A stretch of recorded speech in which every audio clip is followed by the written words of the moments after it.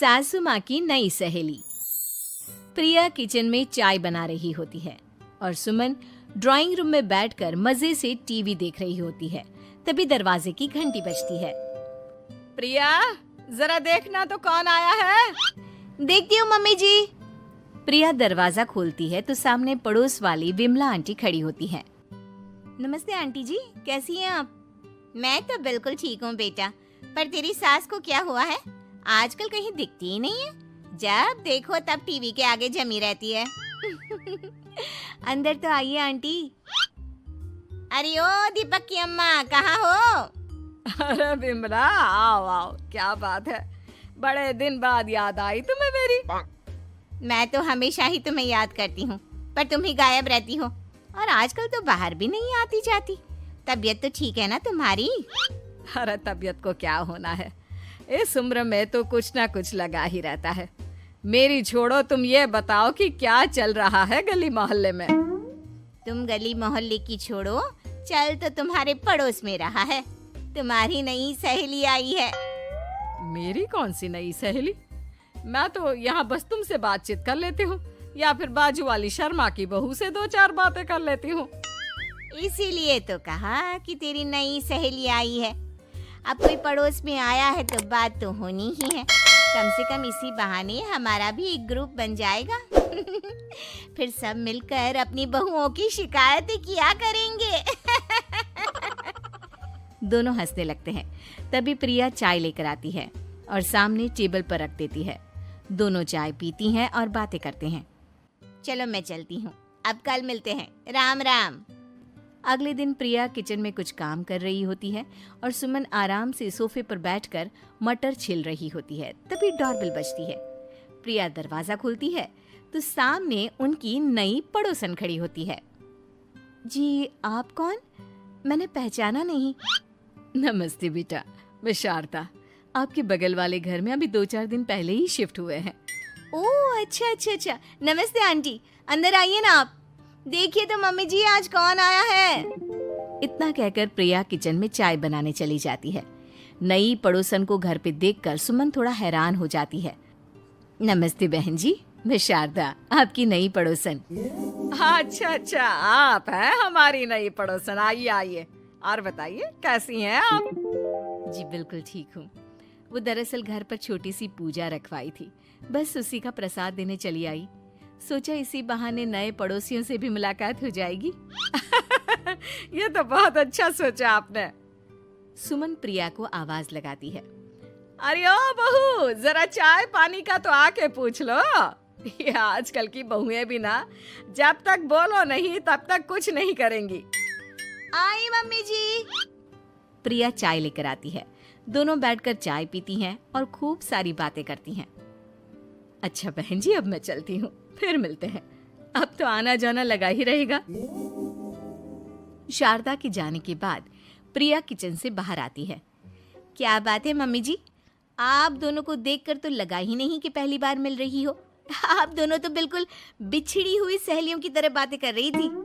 अरे जब दो औरतें मिल जाती है ना, तो बातें अपने आप ही निकल आती है। अब तू अपने काम पर ध्यान दे, बातों पे नहीं। ऐसे ही कुछ दिन बीत जाते हैं। अब सुमन और शारदा अच्छी सहेलियां बन गई होती हैं। दोनों एक साथ मंदिर जाती, मार्केट जाती और कभी कभी तो विमला भी इनके साथ मिलकर खूब हंसी ठिठोली करती। एक शाम तीनों बैठकर सुमन के घर पर चाय पी रही होती हैं कि तभी बहुत तेज बारिश शुरू हो जाती है। सुमन जोर से प्रिया को आवाज लगाती है। प्रिया, ओ प्रिया, देख कितनी तेज बारिश हो रही है। जाके छत से सारे कपड़े ले आ, नहीं तो सब भीग जाएंगे। सुमन 2 बार आवाज लगाती है लेकिन प्रिया का कोई जवाब नहीं आता। शायद प्रिया कुछ काम कर रही है, इसीलिए कुछ जवाब नहीं दे रही। अरे काहे का काम, आराम फरमा रही होगी महारानी। तभी प्रिया बीमार हालत में अपने कमरे से बाहर निकलती है। हाँ मम्मी जी, क्या हुआ? मेरी तबीयत थोड़ी ठीक नहीं है ना, इसलिए आग लग गई। अरे सारे कपड़े भीग गए और तुझे सोने से फुर्सत नहीं है। सबके सामने सुमन के मुंह से ऐसी बातें सुनकर प्रिया उदास हो जाती है और छत से कपड़े उतारने चली जाती है। सुमन, ये क्या बात हुई? प्रिया ने बताया ना कि उसकी तबीयत ठीक नहीं, इसलिए उसकी आंख लग गई। तुम भी ना खामखा उसे सबके सामने सुना दिया। अरे आप नहीं जानती शारदा जी, कुछ बहुएं ना बहुत आलसी होती है, घर का एक काम नहीं करना चाहती। ऐसा नहीं है सुमन, तुम्हारी बहू तो बहुत प्यारी है, तुम्हारी सारी बात भी तो मानती है। हाँ सुमन, तुम प्रिया के बारे में ऐसा क्यों सोचती हो? मेरी भी दो दो बहुएं हैं, लेकिन मैं उन्हें अपनी बेटियों की तरह रखती हूँ। आखिर वो भी तो किसी की बेटियां ही है ना। और अगर तुम ऐसा ही व्यवहार करोगी तो एक दिन प्रिया भी तुम्हारे साथ ऐसा ही बर्ताव करेगी। शारदा और विमला की बातें सुनकर सुमन की तो बोलती बंद हो जाती है। वहीं प्रिया भी बाहर से सारी बातें सुन रही होती है।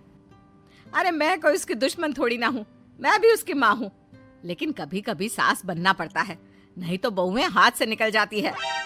देखो सुमन, ये सब सोच का फर्क है। अगर तुम ये सोचोगी तो कभी प्रिया को अपनी बेटी नहीं बना पाओगी।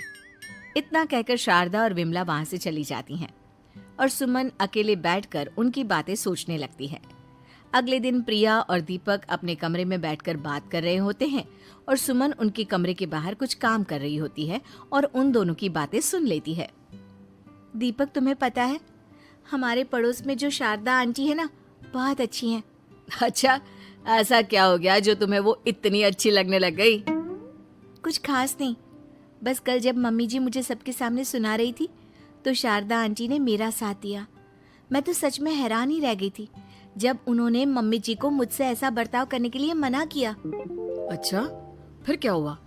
होना क्या था, शारदा आंटी तो मम्मी जी को समझा ही रही थी कि बहू को भी बेटी की तरह ही रखना चाहिए, लेकिन मम्मी जी तो मम्मी जी है ना, उन्हें तो मुझ में हमेशा कमी ही दिखती है। काश मुझे भी शारदा आंटी जैसी सास मिली होती जो मुझे भी अपनी बेटी जैसी समझती। सुमन ये सब सुनकर बहुत उदास हो जाती है और वहां से चली जाती है। प्रिया की बातें सुमन के कानों में बार बार गूंज रही थी। उसे बहुत शर्मिंदगी महसूस हो रही थी कि उसने प्रिया के साथ बहुत गलत किया है। अगले दिन सुमन शारदा और विमला को बुलाती है। क्या बात है सुमन, आज तूने ऐसे अचानक क्यों बुलाया? सब ठीक तो है ना? हाँ हाँ, सब ठीक है, तुम दोनों बैठो तो सही। तब तक दीपक और उसके पापा भी आ जाते हैं। प्रिया, तुम भी आ जाओ। क्या हुआ मम्मी जी, आपने बुलाया? हाँ प्रिया बेटा, मैं आज सबके सामने तुमसे माफी मांगना चाहती हूँ। मैंने आज तक तुम्हारे साथ बहुत बुरा व्यवहार किया है, लेकिन तुमने कभी भी मेरे साथ बुरा बर्ताव नहीं किया। मुझे अपनी गलती का एहसास हो गया है, हो सके तो मुझे माफ कर देना। प्रिया अपनी सास की बातें सुनकर हैरान हो जाती है। उसकी आंखों में आंसू आ जाते हैं।